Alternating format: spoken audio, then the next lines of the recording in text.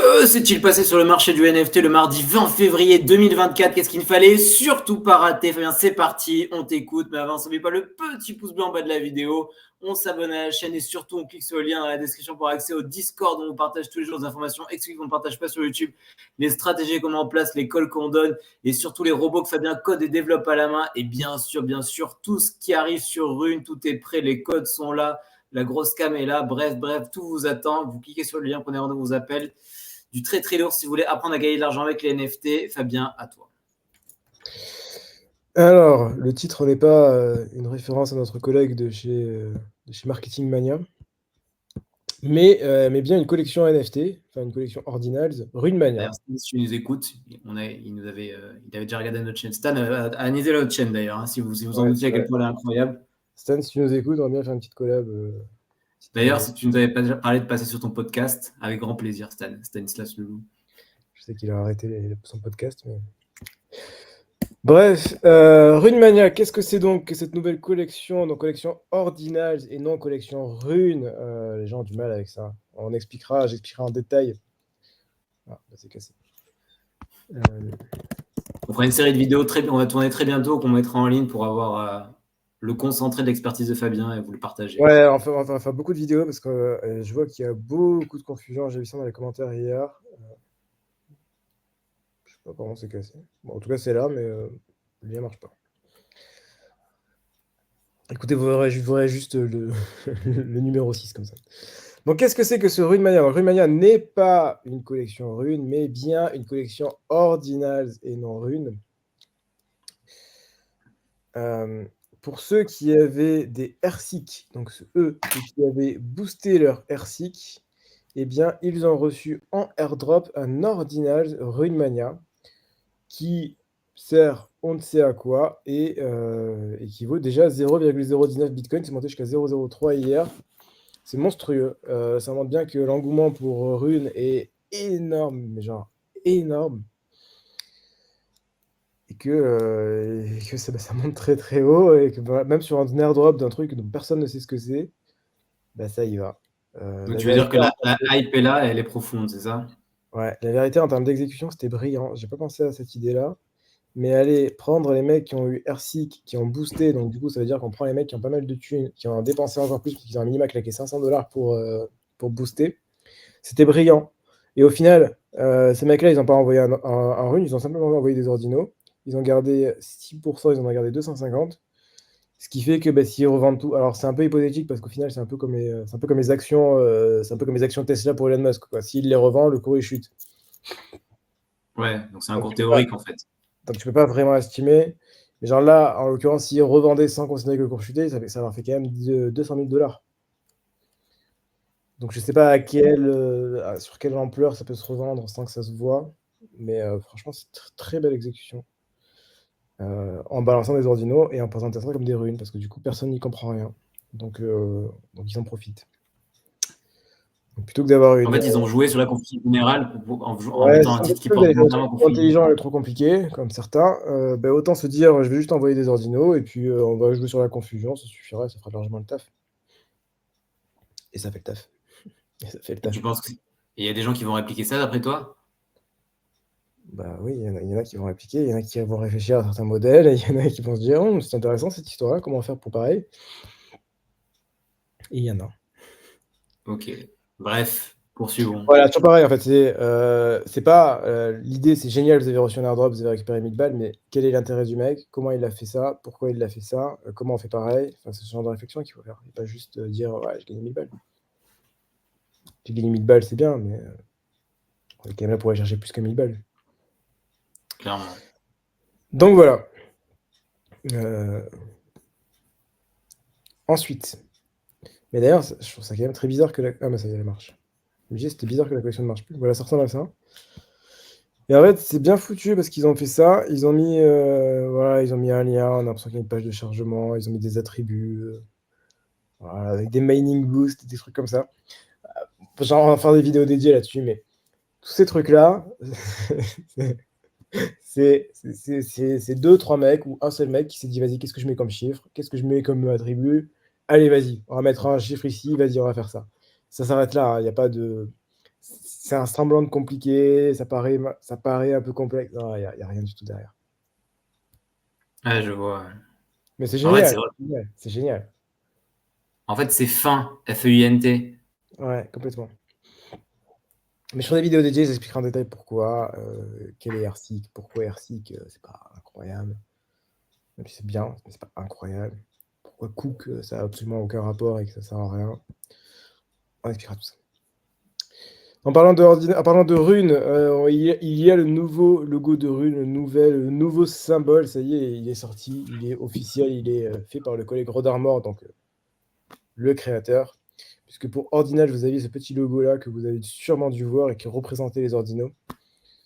Si vous allez sur ordinal.com, voilà, vous avez le petit logo des familles qui est le petit cercle comme ceci. Eh bien, désormais, Rune a également son petit logo qui sera non pas un rond, mais un petit carré avec un carré blanc à l'intérieur. Voilà, ce sera le logo officiel de Rune. Ça, c'est Rod Armor d'ailleurs, au passage, pour ceux qui ne savent pas à quoi il ressemble. Et Il il prend ressemble pas à un ça mec, tous les jours, j'imagine. il ressemble à un mec tout à fait normal. C'est juste que bon, là, il avait sorti le petit déguisement pour l'occasion, mais sinon, il ressemble à un mec tout à fait normal. Je vais dire une connerie, mais je vais me retenir. Voilà, c'est le mec devant là. Il a l'air extrêmement normal, ouais. En fait, je sais pas pourquoi, mais à chaque fois, je m'attends à des trucs de dingue et puis c'est des gens normaux. Voilà, c'est un mec extrêmement normal. Voilà. Ah, c'était un happy pour him. Je me demandais qu'est-ce que ça foutait là. C'était la connerie que j'allais dire, voilà, exactement. J'allais le dire, c'était pour pourrir, mais en fait, j'ai pas eu besoin, il l'a fait lui-même. Je n'ai même pas fait exprès. Donc voilà, le nouveau logo de Rune, officiellement. Pour ceux qui étaient sur la crypto hier, vous aviez eu Starknet, il y a eu l'airdrop qui est arrivé, l'airdrop du token STRK. Ah, décidément, aujourd'hui. Voilà. Pas très Charlie. Voilà, STRK, le petit token qui est sorti. Personnellement, j'avais 111 tokens que je n'ai toujours pas claim parce que c'est chiant, il faut encore un wallet. C'est pas comme si j'avais pas assez de wallet ici. Non, il en faut encore un de plus. Bon, il faut que je m'y mette. Bon, il y a quand même 200 balles à récupérer, donc je vais les prendre, mais c'est chiant, quoi. Voilà, c'est sorti à peu près, je crois, aux alentours de 3,50 $, et c'est tombé autour des 2 $, et aujourd'hui, je sais pas combien c'est. Je sais pas regarder. Mais bon, dans tous les cas, que ce soit à 200, 300, enfin, que ce soit à 2 $, 3 $ ou 4 $, bon, c'est à 100 $ près, quoi. Ça va pas faire une différence. Voilà. Ouais, il était là, il est parti. Il est là. C'est à 1,90 $. Bon, voilà. 1,92 exactement. Effectivement, 1,92. Donc voilà, beaucoup de gens très déçus de l'airdrop Starknet puisque tous les petits farmers de base, au final, ont eu quasiment rien. Et qui c'est qui a eu toute la thune? Ce sont les développeurs. C'est ceux qui avaient contribué sur les GitHub de Starknet ou qui avaient développé des choses qui ont eu les plus grosses parties de l'airdrop. La majorité de l'airdrop était pour les développeurs. Puisque le CEO a dit à juste titre, ce sont les développeurs qui construisent les applications et ce sont les développeurs qui maintiennent un réseau. C'est donc normal que ce soit eux qui soient récompensés et non les petits utilisateurs lambda qui font très sûrement partie, en général, de pays du tiers-monde et qui sont spécialisés dans le farming d'airdrop. Dans le farming d'airdrop, qu'on appelle désormais les e-beggars. C'est ça, et qui habitent dans des pays du tiers-monde, le Pakistan par exemple, pour ne pas le citer. Oh, beaucoup l'Inde, en général, en l'occurrence. On ne passe pas très loin. Pakistan aussi, non?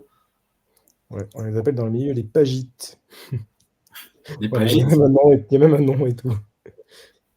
P-A-J-E-E-T. P-A-J-E-E-T. Ça vient d'où ça, pagite? Je sais pas, c'est des petits indiens qui vont fermer des... Enfin, c'est comme ça qu'on les appelle. Vraiment, littéralement, c'est pas... Là, ça veut dire un truc en anglais, pagite. Voilà, ensuite, il y a NFT Paris dans 2 jours, ou un jour ou 2. Bon, dans pas longtemps en tout cas. Si vous voulez nous voir, c'est raté, on n'y sera pas. Hein. On n'y sera pas, hein, pour ceux qui veulent savoir, on n'y sera pas. On n'a absolument aucun intérêt à y aller. Il vaut mieux aller travailler sur nos runes, aller travailler sur le code, aller faire de meilleurs scripts, aller s'améliorer plutôt que de passer du temps à juste discuter avec des gens parce qu'on fait du réseau. Ouais, on le répétera jamais assez, mais le pognon se fait à la dure derrière son PC, seul chez soi. Hein. Ou alors, enfin oui, littéralement, c'est ça. Voilà, bon, en tout cas, ils vont sortir une collection d'art digital on-chain, voilà, à NFT Paris et à la Paris Fashion Week.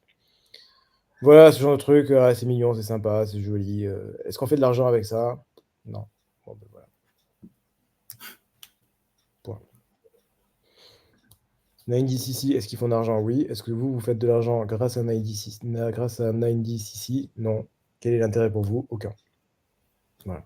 Par contre, intéressant, ce qui est beaucoup plus intéressant, c'est de comprendre qu'est-ce que sont les Natcats et pourquoi les Natcats se vendent super cher et comment profiter de la hype des Natcats. Ça, c'est intéressant. Ça Alors, marche. Ça fait de dis-nous tout, l'argent. Fabien. Que sont les Nightcats? Comment profiter de la hype des Nightcats? Pourquoi ça se vend Et si parce que les cher? Natcats, qu'est-ce qu'on voit? On voit que le Alien Natcat, ben, il s'est vendu pour 0,3 Bitcoin. C'est pas n'importe quoi, 0,3 Bitcoin. Notre Bitcoin, ça fait un peu moins de 20 000 dollars, c'est ça? Ça fait Voilà, 18 donc 000, 18 000 à peu près. entre aller à NFT Paris ou comprendre comment fonctionne un Natcat, ben, je préfère comprendre comment fonctionne un Natcat. Franchement, ça mérite une petite vidéo dédiée, une Natcat, parce que c'est incroyable aussi, encore une fois. Les Natcats, c'est comme leur nom l'indique, sont associés à Nat. Ce sont des chats sur Nat. Natcat. C'est quoi Nat? Explique aux collègues ce que c'est Nat. Et si on regarde même en dessous, le hat, c'est un hat DMT Natcat. Alors, DMT Natcat, c'est pas pour rien, parce qu'on a fait une vidéo sur la DMT. La DMT étant, notre collègue du NFT Morning appréciera, la théorie de la matière digitale. C'est ça, c'est eux. Et Nat, c'est quoi? Et NAT, c'est le non-arbitrary token. Théorie de la matière digitale, non-arbitrary token, chat. Ouais, j'avais compris chat. Ça, j'avais compris. ça va, mais... Bon, qu'est-ce que c'est? Alors, c'est un peu complexe. La DMT, c'était ce qui avait été mis en place par nos collègues youtubeurs d'ailleurs, hein, par nos collègues youtubeurs Blockrunners, des collègues anglais. Très très bons youtubeurs. Anglophone. Je sais pas s'ils sont pas américains. Très très bons youtubeurs, si vous voulez regarder, chaîne d'excellente qualité. Je regarde beaucoup, un peu moins en ce moment, mais je regarde beaucoup. Franchement, c'est de très bonne qualité. Donc, il a mis en place ce modèle de théorie de la matière digitale qui a derrière été exécuté par Benny the Dev de Track. Et la théorie de la matière digitale a sorti son premier token qui s'appelait NAT, le Non-Arbitrary Token, qui est un token basé sur la blockchain Bitcoin et qui est basé sur un point particulier de la blockchain, à savoir la taille de la blockchain, sur chacun des blocs. Et donc, vous récupérez un nombre de tokens spécifique par rapport au nombre de blocs. Ça se revend sur Ordinals Wallet dans la catégorie NAT. Ordinals Wallet, voilà, là-dedans. Et si vous en avez dans la catégorie NAT, ça se revend. Ici, d'ailleurs, Features, DMT NAT. Voilà. Mais c'est un problème de base. Les NAT, je trouve pas ça extrêmement intéressant. Le concept est intéressant. Mais par contre, le problème de fond, c'est que la supply, elle augmente, elle augmente à chaque bloc. Ça va, ok. Mais elle augmente beaucoup à chaque bloc. Ce qui fait que je trouve le concept pas incroyable. C'est inflationniste? Ouais, c'est inflationniste, mais c'est vraiment clairement inflationniste. C'est plus un modèle qui a été mis en place pour permettre aux mineurs de Bitcoin, qui vont d'ailleurs recevoir de moins en moins de récompenses pour miner du Bitcoin, de trouver d'autres moyens de rémunération en dehors du minage de Bitcoin. Enfin, en dehors du juste récupérer des Bitcoins où tu vas miner ton Bitcoin. Tu valides un bloc, tu récupères une certaine somme de Bitcoin. Je ne sais pas combien, je ne suis pas mineur. Du coup, c'est ça qui fait que tu vas valider tes blocs et c'est pour ça que tu vas miner. Sauf que plus ça va, et moins tu récupères de récompenses en Bitcoin, notamment avec le halving qui arrive en avril. Donc le halving, c'est quoi? C'est ta récompense de Bitcoin, elles vont être divisées par 2. Donc du coup, tu vas faire le même taf, mais pour avoir 2 fois moins de récompenses. Ce qui fait que tu as de moins en moins envie de bosser. Mais il faut quand même que des mecs, ils minent des Bitcoins parce qu'il faut sécuriser le réseau, parce que c'est comme ça que ça marche. Donc qu'est-ce qu'on fait pour que des mecs continuent de miner alors que leur intérêt devient de moins en moins important? Eh bien, on trouve des nouvelles manières de récupérer des tokens. Et donc, du coup, en l'occurrence, ils peuvent récupérer à chaque bloc un bitmap qui a une certaine valeur, qui n'est même pas dégueulasse comme valeur, et ils peuvent récupérer du NAT. Donc, c'est un moyen très efficace et très ingénieux d'inciter toujours les mineurs à continuer de miner, parce qu'ils vont pouvoir récupérer non seulement du Bitcoin, mais également du coup des NAT et du bitmap. Ok. Voilà, via ce modèle de théorie de la matière digitale. Et donc, du coup, ici, on s'est dit, OK, on a fait des NAT qui sont des tokens. Est-ce qu'on ne peut pas faire des NFT non arbitraires? avec une supply non arbitraire, avec des traits non arbitraires, avec tout un ensemble de toute la collection qui est non arbitraire et qui n'a pas été défini à l'avance et qui n'a pas été choisi. Non arbitraire, ça veut dire, quand je dis j'ai fait une collection de 10 000 NFT, le 10 000, c'est arbitraire, c'est moi qui l'ai choisi. C'est ça le arbitraire. Quand je C'est dis, le nombre que tu choisis, en fait, c'est ça? quand je dis il y aura ce trait et ce trait, c'est arbitraire, c'est moi qui ai choisi. Voilà, bah ça, tout ça, c'est arbitraire. Donc, du coup, le NotCat, c'est le non-arbitraire token, donc du coup, des NFT non arbitraires, et en l'occurrence, cats, parce que c'est des petits chats qui ont été faits. Ok. Voilà, je peux complètement me passer à côté, parce que bon, on peut pas tout faire, et que j'étais clairement concentré sur Rune et pas sur ça. Mais c'est incroyable, techniquement c'est incroyable, c'est du lourd, c'est encore une fois, voilà, c'est sur Mscribe, qui est la plateforme de nos collègues youtubeurs anglophones. Et ça, c'est intéressant. Et ça fait de l'argent. Et là, ok, bon, on a raté notre 4, c'est pas grave, mais comprendre le concept, comprendre comment ça fonctionne, est-ce qu'on peut pas faire une autre collection, est-ce qu'on peut pas travailler dessus, qu'est-ce qui peut être fait, ça, c'est intéressant. Et ça, c'est plus intéressant que de passer une journée à NFT pareil. On a compris le message, bien, je pense. Hein. Ouais, voilà. Et ce sera tout pour aujourd'hui. Ok, parfait. Il y a pas mal de commentaires de l'ami. J'aime bien Stan, c'est une très bonne vidéo. Ah, bah oui, Stan, il est incroyable. Hein. Je connais personne qui n'est pas d'accord avec le fait que Stan fait quand même des vidéos d'une immense qualité dans son domaine. Après, dans les NFT, on est quand même bien meilleur. C'est un autre sujet. Ouais, joli strat de la team d'envoyer à ceux qui jouent le jeu. Alors, de la team, on ne sait pas, et on n'est pas sûr, on est loin d'être sûr que ce soit la team de Hersic qui a envoyé des Rumania. Ça peut tout à fait être un mec lambda qui s'est dit, tiens, je vais profiter de Hersic et je vais piggyback, petit cochon d'eau en français, pour profiter de la hype et envoyer ces tokens-là. C'est marrant, moi, j'avais pas du tout envisagé la première option. Je pensais uniquement à la seconde, ce qui me semblait être l'évidence même, tu vois. Ah, que ce soit une autre équipe qui fait ça. Ouais, moi aussi, je pense. Bah, le parasitage, c'est quand même la base du business, quoi. Ouais, c'est beaucoup plus efficace. Pareil, pourquoi se faire chier alors que d'autres l'ont fait avant toi? Starknet, 1000 tokens, free, c'était mignon. Ah ouais, sympa, t'as dû prendre un petit 2700, entre 2000 et 3500 dollars quand tu as revendu. Il y a des nouveaux collègues qui commandent. C'est qui ces collègues là? Xial. Bonsoir Xial. Je sais pas. Xial, ça fait chinois, j'aurais tendance à dire Tchiale. Fabien est bilingue, hein. Enfin, pas tout à fait, mais il a quelques bases. Il a un gros passif avec la Chine. Ouais. Et moi avec l'Europe de l'Est. Chacun son domaine. Combien il faudrait prévoir d'investir pour Rune c'est difficile à dire aujourd'hui. En fait, ça arrive au tout début. Au tout début, ça va, parce que ça va pas coûter très cher et ça va coûter. En fait, c'est comme BRC20, en fait. Ça va coûter. C'est du free plus gaz. Donc, c'est bien, c'est gratuit, ça fait plaisir. Mais le gaz peut coûter assez cher, donc ça dépend. Si tu arrives au tout début, le gaz va être pas trop élevé. On devrait taper les. Franchement, l'estimation est dure à faire. Hein. Mais je dirais c'est une estimation. Allez, au max du max, on devrait taper 1000 sats dans la même pool, peut-être 1000 sats, je pense. Et 1000 sats, ça fait 30 dollars le token, 30 dollars, 40 dollars le mint. Ce qui est plutôt raisonnable, sachant que pareil, c'est difficile à estimer. Dis-toi le mint, pour comparer ce qui est comparable. Le mint sur BRC20 de Ordi coûtait 2 dollars à l'époque parce qu'il n'y avait pas de hype. Et un an plus tard, se revendait 50 000. Donc c'était 2 dollars, 50 000 dollars.